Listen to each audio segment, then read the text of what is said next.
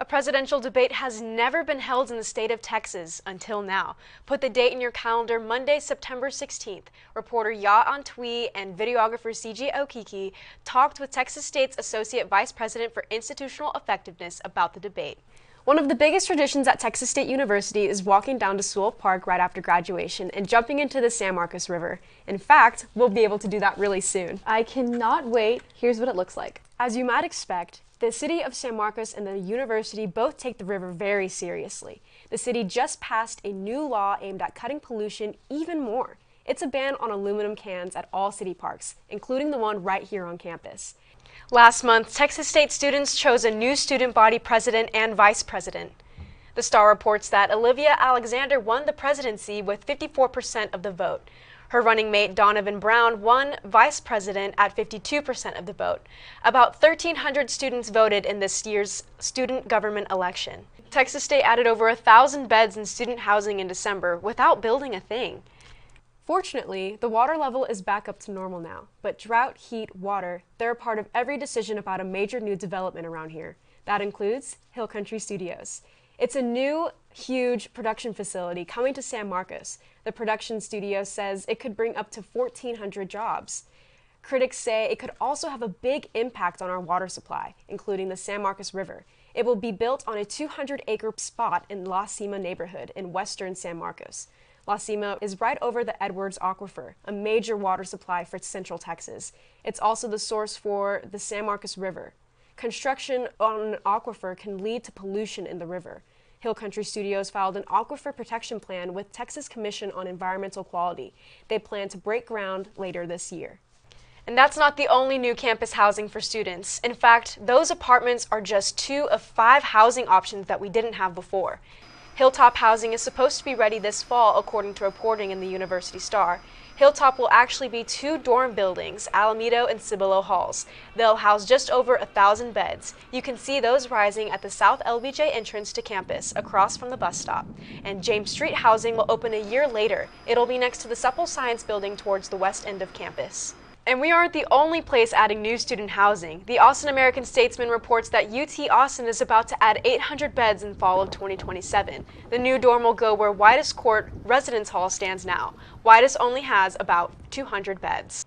So more students and more housing. Guess what that means? More parking? We wish. Reporter Trey Graves and videographer Juan Ibarra found out that there are empty parking spaces. It's just most students can't use them.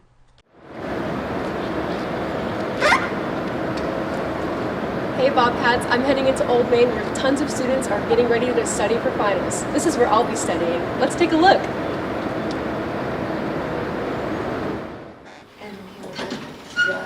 Floor 2 is my favorite spot to study in Old Main, but we have to be quiet because finals are going on. I'm outside of the Honors College where their motto is to be open, engaged, and impactful. Let's go take a look inside. Most students might not know about this secluded side of campus and what these flags represent, but they actually serve a much greater purpose. Every year, Students Against Violence put out these flags for Sexual Assault Awareness Month. These flags represent the percentage of students who potentially may be sexually assaulted on campus. Students Against Violence does this to raise awareness. The solar eclipse had an impact on the community before it even started. Local businesses began preparing for events, Texas State and other college campuses canceled class, and locals began to pick up their own pair of solar eclipse glasses.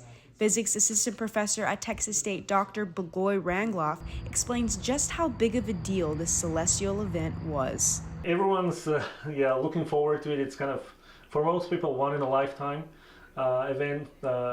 So we are very fortunate that it goes through Texas, though from San Marcos it's 99.99% coverage.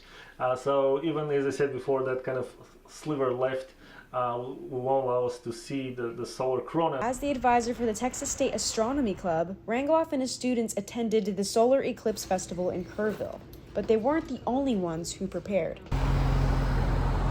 I'm at the side of the mall where many pedestrians picked up their own pair of solar eclipse glasses at the premium side of the outlet mall to be able to see the solar eclipse in action on April 8th.